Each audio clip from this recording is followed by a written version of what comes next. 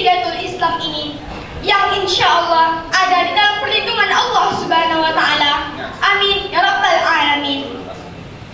Alhamdulillah, puji syukur kita kepada Allah Subhanahu wa Ta'ala, yang mana Allah lah yang telah memberikan kepada kita nikmat iman, Islam, dan ihsan. Terlebih-lebih nikmat kesehatan dan nikmat kesempatan, sehingga kita masih dapat berkumpul di rumah Allah yang mulia ini dalam keadaan sehat walafiat.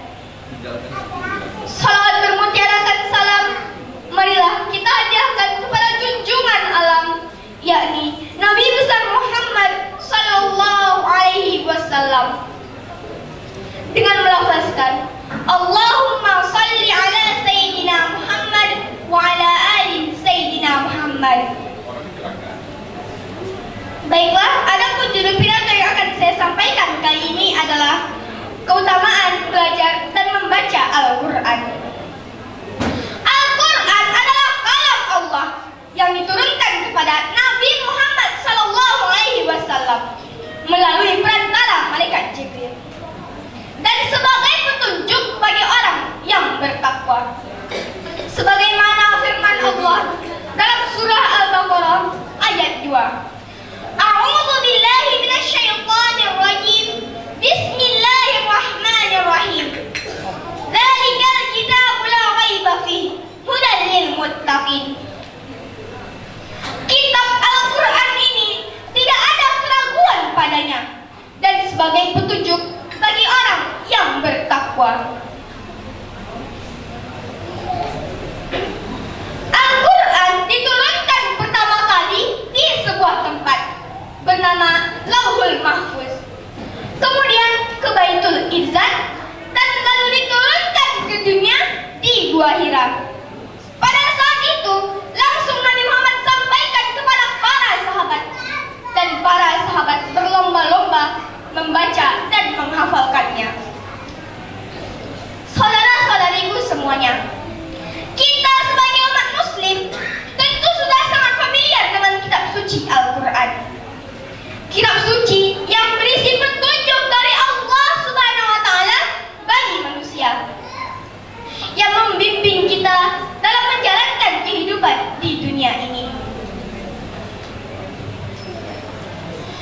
Begitu pentingnya kita belajar Al-Quran, maka Allah memberikan banyak manfaat belajar dan membaca Al-Quran.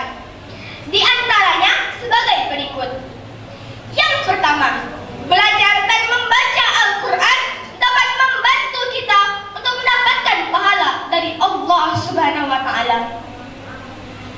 Allah Subhanahu wa Ta'ala akan memberikan pahala yang besar bagi orang yang membaca Al-Quran dengan ikhlas, dengan niat yang ikhlas dan benar.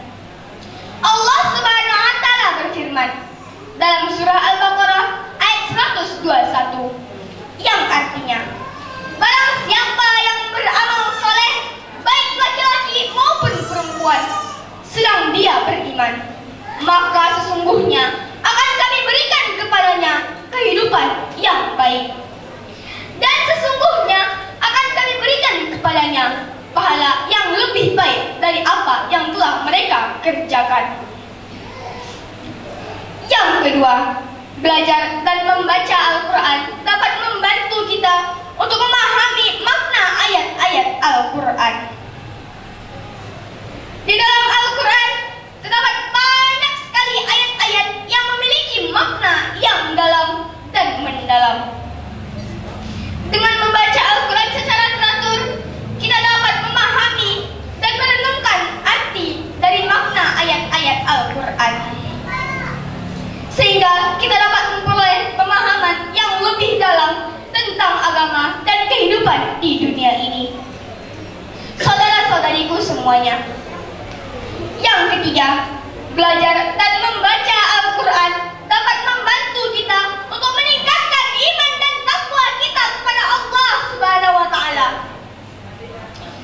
Di dalam Al-Quran terdapat banyak sekali ayat-ayat yang mengajak manusia untuk meningkatkan iman dan takwa mereka kepada Allah Subhanahu wa Ta'ala, sehingga kita dapat menjadi lebih baik sebagai manusia yang taat dan berakhlak mulia. Yang keempat, belajar dan membaca Al-Quran dapat membantu kita untuk menenangkan hati dan pikiran kita. Dalam kehidupan sehari-hari, kita seringkali dihadapi dengan berbagai macam masalah dan tekanan yang dapat membuat hati dan pikiran kita gelisah. Dengan membaca Al-Quran, kita dapat menenangkan hati dan pikiran kita. Karena ayat-ayat dalam Al-Quran memiliki kekuatan yang besar untuk menenangkan jiwa yang gelisah. Saudara-saudariku semuanya, demikianlah yang dapat saya sampaikan. Mudah-mudahan bermanfaat bagi kita semua. Unzur man khala wala tanzur man khala. Kalau apa yang disampaikan, jangan melihat orang yang menyampaikan. Wabillahi taufiq wal hidayah. Wassalamualaikum warahmatullahi wabarakatuh. Terima kasih kepada akhwat kami Aziza Nabika yang telah menyampaikan pidatonya. Mudah-mudahan saudari kami ini nantinya menjadi penegak Islam yang kemudian hari. Amin ya rabbal alamin. Acara yang keenam, puisi yang dibawakan oleh saudari kami Naila Humairah. Kepada saudari kami dipersilakan dengan segala hormat.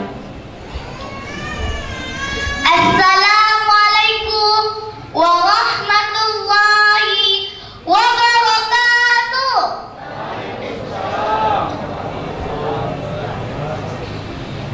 Guruku, pahlawanku. Sebuah pepatah berkata bahwa guru adalah pahlawan tanpa jasa. Yang engkau miliki adalah ilmu. Ilmu yang kau teruskan kepadaku. Engkau mengajar dan mendidikku.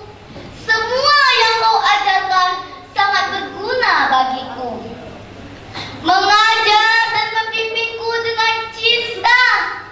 Semuanya sangat bermakna.